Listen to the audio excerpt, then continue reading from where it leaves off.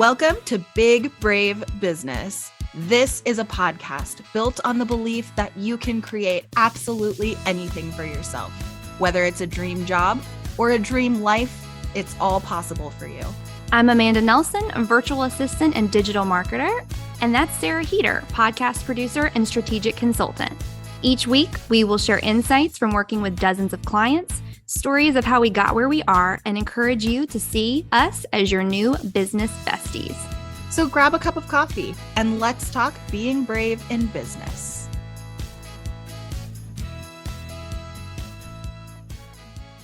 Welcome back to Big Brave Business. We are so excited to be back again for another week. Thank you for joining us. Yes. Hey, Sarah, how are you? I'm doing really well. You know this because you are I hate saying you're my virtual assistant, but we always talk about you being a virtual assistant on this podcast. So, but you're part of my team, and man, I have just been cranking out some work these past few days. Yes, and if you don't follow me on Instagram, I did share this over there, but if you don't follow me on Instagram or if you missed it, then I did the entire PodFox website like myself. I just sat down and just whipped it out. And when I say myself, Amanda put the framework together for me. So thank you for doing that. You're welcome. And that helped a lot with me kind of wrapping my arms around what the heck is supposed to even go on there.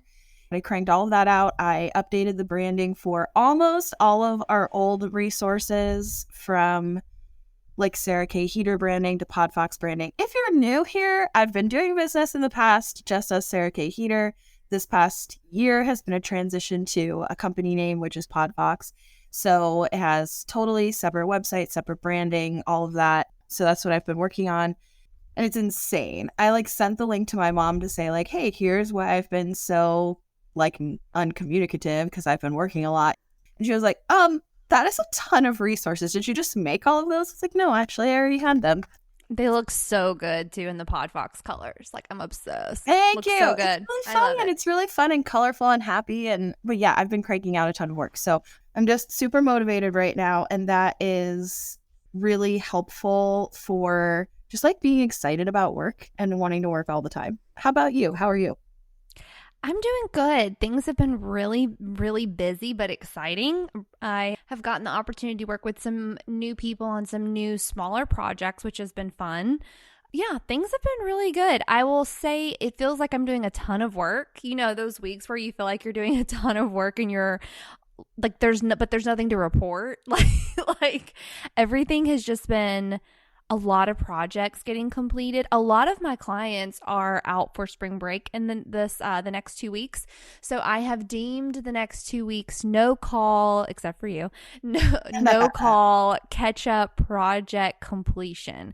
I'm getting all those projects knocked out that I've been working on for forever, or just things that I want to get ahead on. I'm really trying to just get a ton of stuff knocked out so that when all my clients are back from vacationing, it's just a whole lot more easier on me. So nothing new and exciting to report, but also I'm working in my pajamas for the next 2 weeks, and that alone is very exciting. No, I totally hear you. First of all, I pretty much work in my pajamas even when I have meetings, but I have been doing this thing this year where since the start of 2023, each month I block off a week or so of the month to take no meetings, and I have them reserved on my calendar for the whole year of what week. And I might have to go in and change the weeks for later in the year, but it is so helpful because first of all, if we decide we want to go somewhere, I've already got the time blocked off on my calendar. And second of all, yes, you need the catch-up time. I mean, the meetings can really get away from you. It's just in corporate where it's tons and tons of meetings can keep you from actually doing the work. That's pretty much exactly how I feel. I will say too, when you work from an hourly standpoint, it really does limit the amount of work that you can put into when you have an hour allotted for a meeting.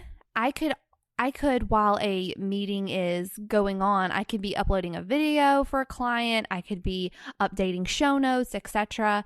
And I just feel like there's a ton of projects that I could be doing instead of just being limited to the hour that I'm on the call, if that makes sense.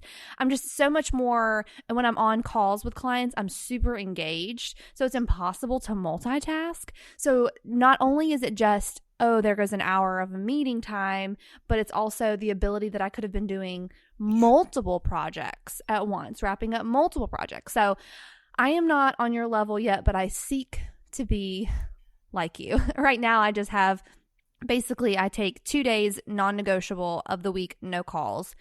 But I'm trying to get where I have Wednesday, Thursday, and Fridays, I have no calls. And then Mondays and Tuesdays are my call days. But I had a ton of clients have big programs launch right before they left for spring break. So we've been insanely busy with those, very hands-on. And I'm so excited for all the clients and all the work they put in. You've had a ton of big stuff come up. So like I told you, I think things are starting to slow down, which is really good. But I am super excited for what we're talking about this week, which is our baby entrepreneur stories, how we got started, what was our first experience as an entrepreneur, all those things. And I think what led up to it was this past week, we got to talking, we were texting about first jobs. Was that what it was about? And I started talking about how I used to have a business before. I think you just mentioned, I know why. Because you were talking about people who are following you on social media who have been part of your network for the entire duration of your entrepreneurship journey. And you alluded to a business I didn't even know you had, which led to this whole conversation where I was like, what? Do I even know you? We are supposed to be business besties. And I didn't even know this entire part of your life existed. So it led us down a rabbit hole of how long have you kind of been an entrepreneur and what have your different entrepreneurship endeavors looked like. And I really feel like for a lot of us, and I think if you're listening, I wonder if this is true for you too, where we tend to be the type of people who have been entrepreneurially minded, like for as long as we can remember. Do you remember as a kid any kind of, I want to sell stuff or like, what was that like for you? Okay, we're going to kick it way back and then I'll speed forward in baby Amanda's life. But I remember being in elementary school and thinking to myself that if I would save my lunch money, that by the end of the week, I would have X amount of money. Again, I think I've talked about it a little bit on this show, but I didn't grow up with a ton of money. So for me, I was always thinking about money. I can't remember a time where I ever didn't think about money, didn't consider money. It's always played in my mind. When I hear people talk about the fact that they didn't know about bank accounts and things like that until they got older, I'm like, lucky you that you didn't have to think about things like that. But I was always very aware that the more money I had, the more successful I would be, or the more I was able to do, I'll say that. So I remember being like in elementary school and thinking to myself, if I saved the 75 cents that I used for my lunch, by the end of the week, I'd have X amount of money and I could save that up to get art materials to sell artwork to like my teachers, to my friends, I remember feeling like I could do this. I could make this into a business and make more money. Where that came from, I honestly don't know, but it was just always in my mind of, I could do this and I could make more money. Of course, I did things like lemonade stands. My family was very supportive of that. My dad had a furniture store growing up, and he was always very entrepreneurial minded as well. He worked at the railroad, which the small town that I grew up in had a lot of corporations. And so he worked there, and then he worked in the paper company for a long time. And he also had the furniture business, and he would let me come in and clean the floors. He'd give me money. Like, I just remember being very young and always wanting to find ways to make money. And that's my very first memory of being an entrepreneur. What about you? Yeah, I think as a kid, I definitely had that mentality of I could make anything into a business. And I wasn't successful at it. I wasn't making money, but I had ideas all the time.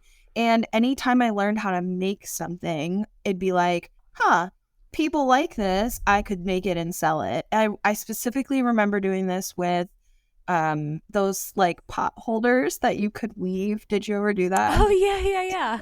Like, yeah, like the loom. And I was convinced that I could sell them. So I started this whole empire of I'm going to like create all of these different color schemes and all this. So I have all this inventory, and I never freaking finished them. So I had all these, like, I ended up abandoning the project, and I had this like stack of unfinished pot holders in a million different colors that sat in my closet for years. So yeah, I feel like I was always having that mentality of like, if I could figure out how to make that, I could sell it. If I could. And it's like, okay, how would I pitch it? How would I market it? I was always, I didn't know those words, right? But I was always thinking that.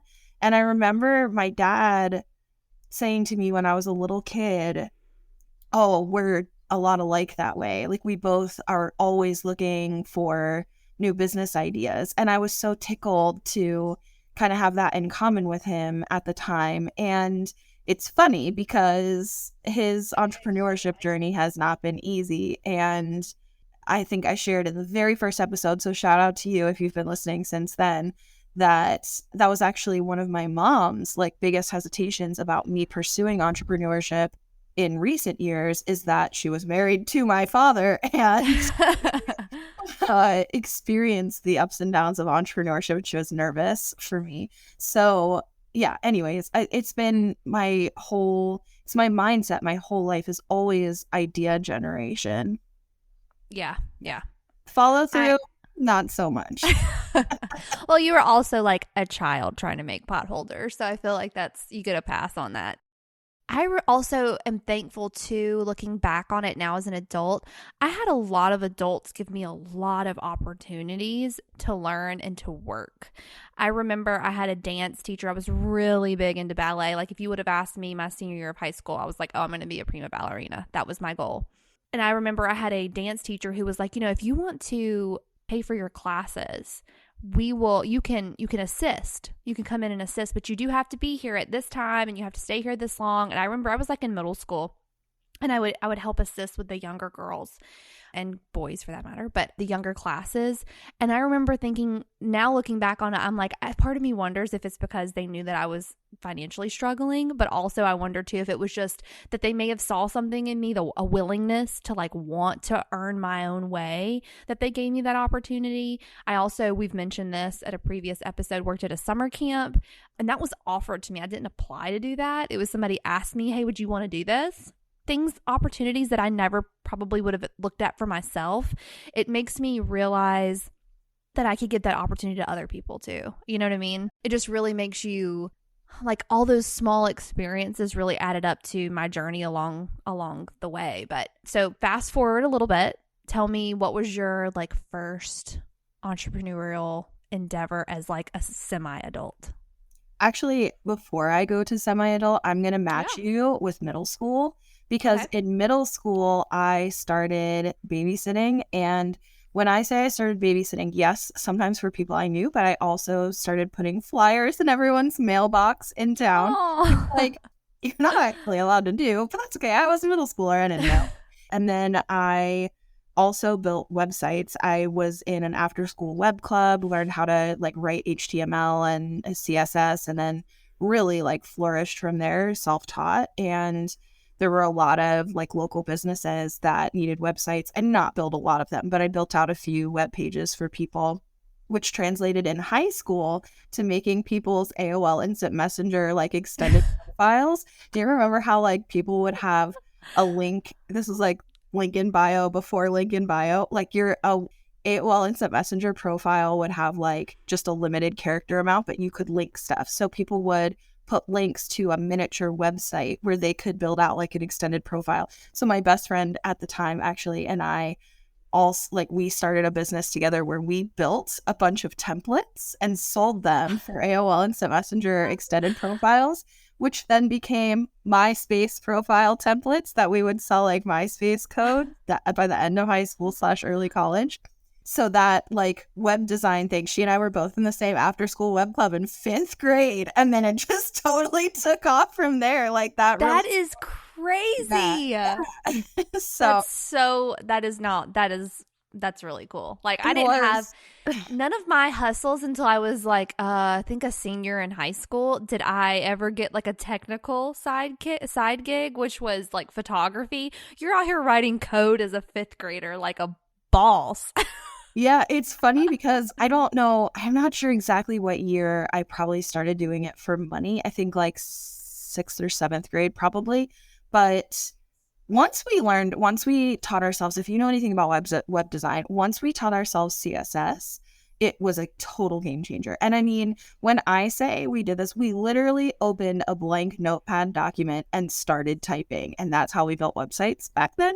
So now, like honestly, by high school, people were using like programs like Dreamweaver and all these other like web design things. Dreamweaver. I know. And it was way out of our scope. We were like, we're hard coders. We don't know how to do this. So yeah, anyways, it is funny to your point to think back about how the technology part has been part of my story since I was a kid as well. And I like don't necessarily think of myself as a super techie person, but here I am with like these tech businesses. So yeah. It's very true. Yeah.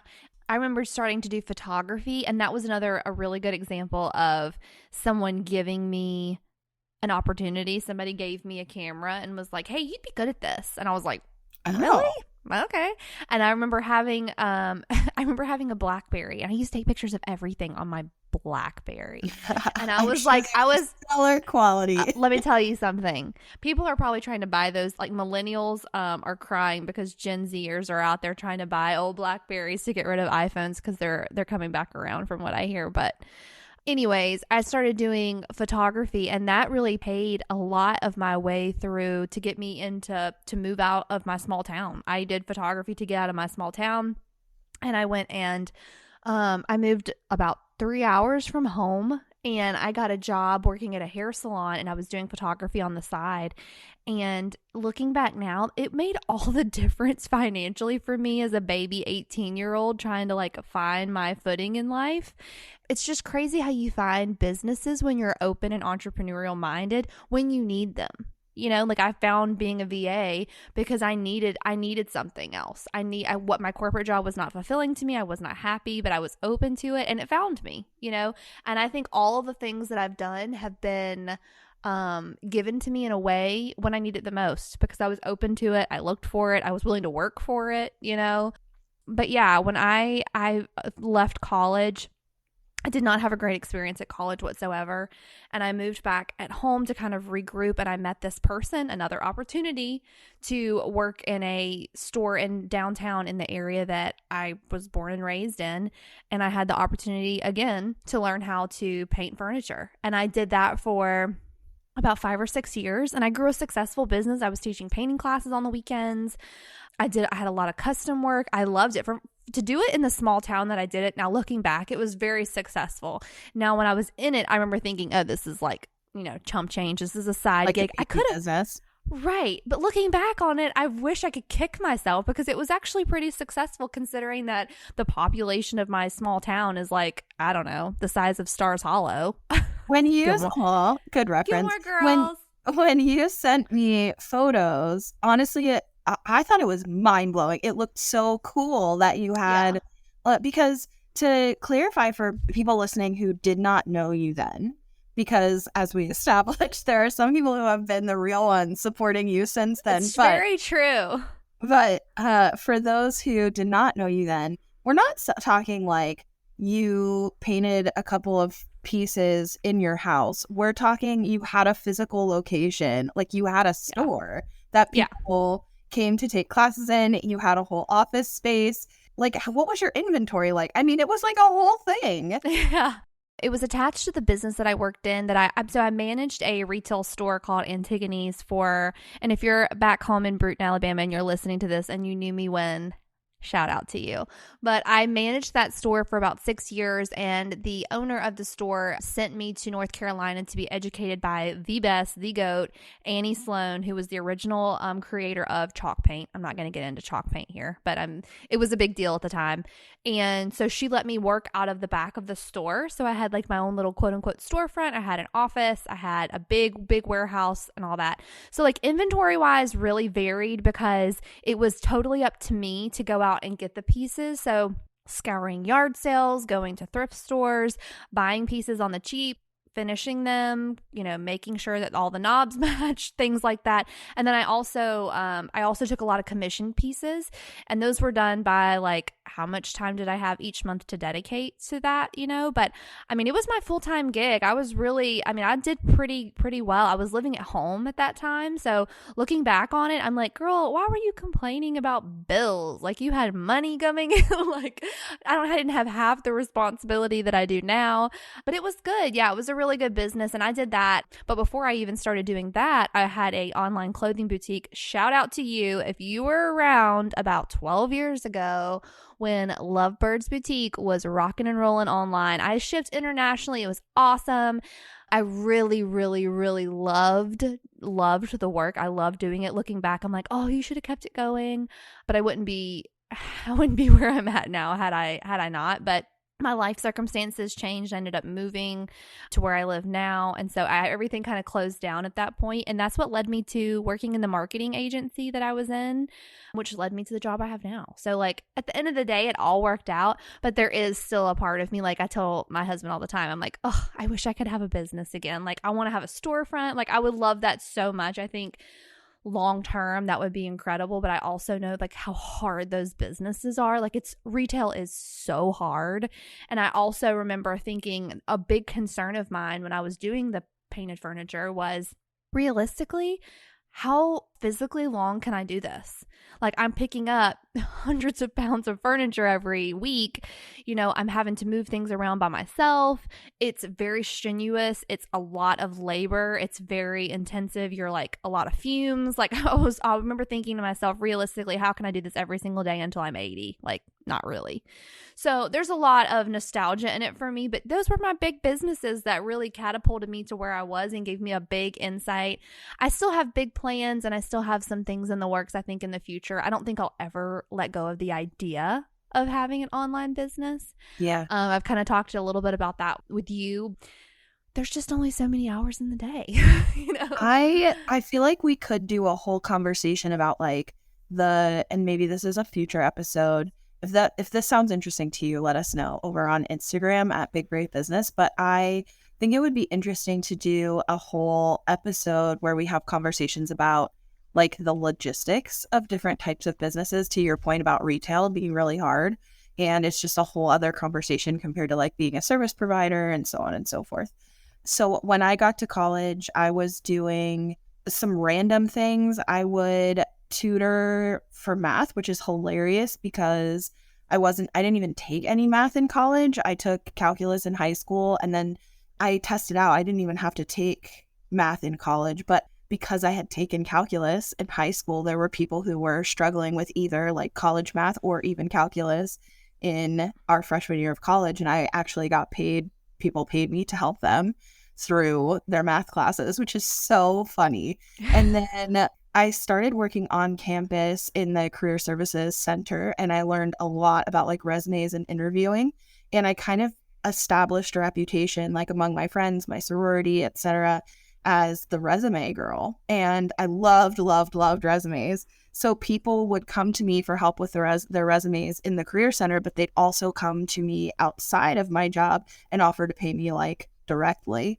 So I started helping people with resumes. I would get referrals. And honestly, I was still doing resumes and mock interviews for people on this quote unquote on the side until this business, like my podcasting business, got too busy for me to continue offering that. Like I still get referrals from people who are like, do you still do this? I have somebody, or so-and-so gave me your name. Like I still get those messages and I have to refer them out because I just don't have the bandwidth to do that and podcasting. It's such a different a different direction. But yeah, it's what's funny to me, And I think this is interesting. I feel like it's different from my story to your story, is that I had a mindset that all of the stuff I was doing was on the side. Anything that I was doing was it's to make a little money right now, but none of it is permanent. None of it is long term. I can't trust entrepreneurship. I can't trust like myself. And I have to get a quote unquote real job. And then this is like, if I want to do stuff on the side, I'd love to be able to build something that's thriving, but I didn't actually believe I could. I really felt like, if I really like reflect on how it felt inside, it really just always seemed like I have a million ideas of things to do on the side, but I have to have a real job. I don't know. Does that make sense? Like, I didn't actually believe I could build a thriving business that would be as successful as having a quote unquote real job. And I definitely never believed I could be a serial entrepreneur and like build businesses and sell them, which is wild because now that is like a dream. Yeah, that makes sense. I think because I knew very early on that college wasn't going to be my route, and I knew that, I guess because I didn't know what my future looked like, I was willing to try anything. It was more from like a desperation of, I don't know what I want to do with my life. I like books, I like art, I like photography, I like food. And so I was more like, what am I good at? I think I am one of those people, unfortunately, that a lot of what brings me joy, I try to monetize, which in turn makes it where it's very hard for you to enjoy those things again, which is why I purposely it's very true. It's why the one thing that I've never really tried to monetize is my love of reading, because I never wanted to ever feel like a chore, because for me, reading is like the escape. It's better than any vacation. It's better than anything that I could possibly, like, it's my favorite activity. I never want it to ever feel like, oh, it's just another business, because I won't enjoy it. I won't enjoy it then. No, I hear you. My stepson is, both my stepsons are really into video games, but one of my stepsons in particular is so good at like figuring out any game. He will figure it out and then he will conquer it. Like, he's so good. And we have talked to him many times as he's been trying to explore what his different career options are, of like, people monetize this. And he's like, absolutely not. Like, it's my great love of life, and I'm not going to ruin it by making it into something I have to do. I want it to be something I want to do. And I respect that. It's just so strange to my Enneagram 3 brain, because like, monetizing something that I love is like the dream. I can't even comprehend that. But also, it's like, once you've done it once and you burn out. Like, I loved painted furniture. I woke up every morning super excited about it. It took me about 2 to 3 years, and I was like, this is a job, and it's exhausting, and I don't enjoy it anymore. And the education, the desire to learn more and to continue to cultivate the skill, it came out of more of like, well, I got to keep increasing my offer so people keep coming to me. It was never like, oh, what do I want to learn today? I want to learn more about this awesome thing that I love so much. Same thing with photography. I burned myself out. I used to love photography. I was constantly educating myself, and I burned myself out to the point where I don't enjoy it, and I launched a lifestyle blog at the beginning of, or towards the end of last year. And I was very excited about it. It was a dream that I had always wanted to do. But when you start to make it a job, and you start making it I have to shoot this today. I have to think of content today. I have to write this today. Well, then it's just another client. It's just another job for me. Yeah. And so I really had to learn. And that's maturity on my part, because if you would have asked me that 5 years ago, I never would have been able to, first of all, admit that. But I do think that all the opportunities and all the things that I've created for myself have come out of a place of desperation for the most part, which is, again, we talked last week about an Enneagram 6, which I feel like is all about looking for security. So all that I ever did was like, how do I take care of myself? How do I, and so there never was a chance. There was never I'm going to fail at this, because when you don't have anything to fall back on, you cannot fail. Now there might be variations of success. Was my painted furniture business a 6-figure business? No, it wasn't. But guess what? I paid my bills at the time when I was 21, 22 years old, trying to figure out life and try to figure out, after failing from college and not knowing what I wanted my future to look like. My big dream was to be on the stage. I wanted to be a dancer. I wanted to be an actress. And I quickly learned, like, this is not going to be something that is going to instantly give me that security that I really need. Like, I'm not going to be able to make money. I'm going to be in great debt. And that personality wise for me just was not acceptable. And so anyways, I don't know why I went off on that, but I think it's very interesting. And I would love to hear also, we have to, by the way, I don't mean to interrupt you. We have to show some throwback pictures on our Instagram for people to come and see from us when we were younger and doing these businesses. Do you have photos? I mean, most of the stuff that I've done has always been service-based. So I have photos of me, but I don't really have, like, your photos are going to be so much more fun business-wise. But I can just share throwback photos of me as a dorky kid if you would like. I am picturing you as like a 5th grader, like in front of a computer, like with your cute glasses, writing code for AOL accounts. So we'll have to post some photos, some throwbacks. Yeah, I'll see what I can find, but I think your pictures in that regard are going to be much more interesting. But happy to post throwbacks in general. So one thing that's been really fun is one of the recent episodes we did was about the Enneagram. And since it went live, we've heard from so many of you about your Enneagram, connecting with us, things that you relate to. And it's been so fun to hear from you about what you relate to, what you don't relate to, what your Enneagram has told you about yourself. And I want to talk to you about and I know Amanda does too, about your entrepreneurial stories. What business did you do before the business you're doing now? And do you have links to when you were a kid where you were thinking about business or how you could sell stuff?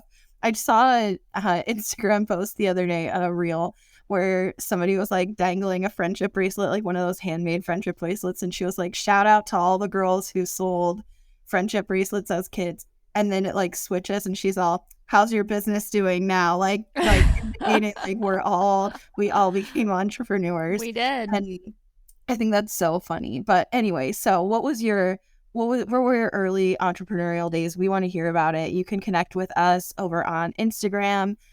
We are combined at Big Brave Business, and I am at Sarah K. Heater, and Amanda is at Amanda Nelson Reed. So come find us on Instagram and tell us about your entrepreneurship stories. Yep, we want to hear from you. We'll talk to you next week. See you soon.